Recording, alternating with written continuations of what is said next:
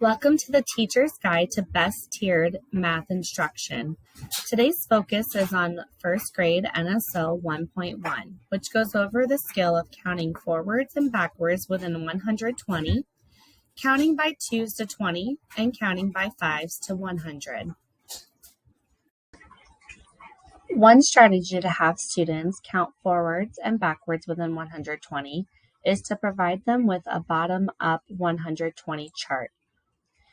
Then you can start by giving them a starting number and a stopping number. Here we've added markers so that students can place them on the numbers that they know to start and stop at. A great strategy for those that have trouble with tracking as they count up or down is to add colored cubes to the rows. So that way here the student knows that if I end with an orange cube, then I have to go to the next orange cube on the left side. And if they're counting down, they use the same strategy.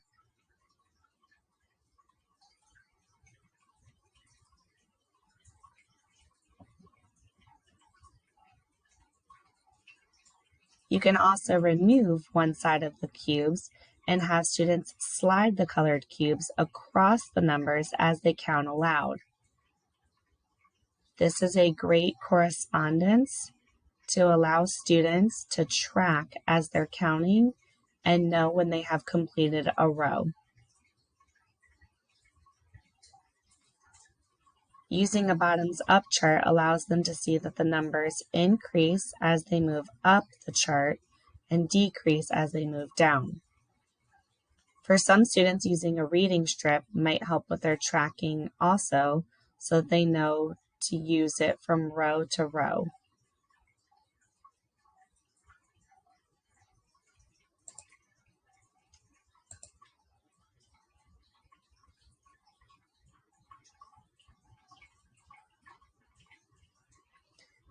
Using this reading strip, you can also discuss the pattern students notice, such as the numbers in this column all end with a 5 in the ones place.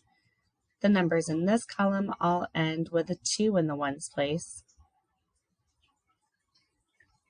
When counting by 2s, in this benchmark it is only up to 20, but don't be afraid to let students continue with their thinking. Since we are counting by 2s, it's with the understanding that each time we're adding 2, and the number that we land on is the next number that we would say. So here we've used unit cubes to represent that whichever number the green cube lands on should be the next number in our pattern.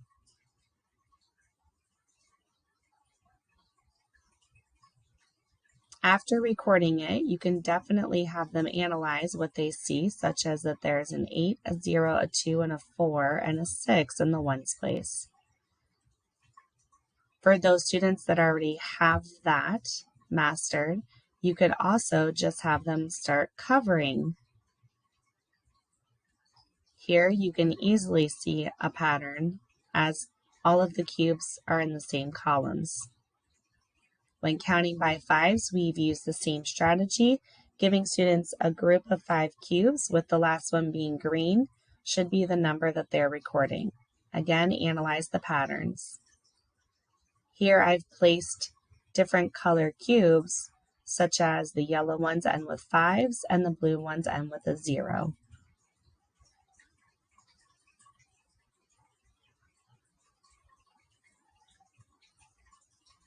The next strategy is just to implement a one-to-one add-on strategy so that students can continue counting, remembering that the last number they say is the number that comes next in the pattern. So here we also count up as well as counting backwards.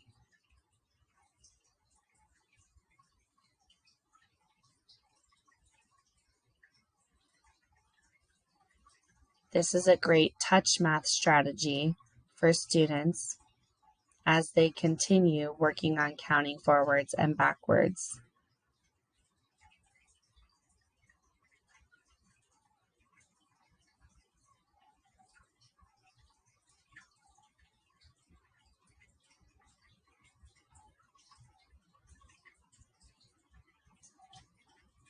Make sure students are saying the number and listening to them count on.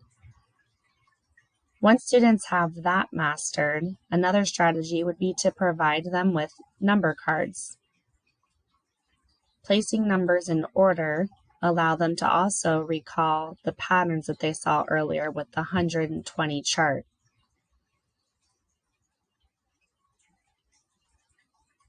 Here we've given the student all of the multiples of 5s.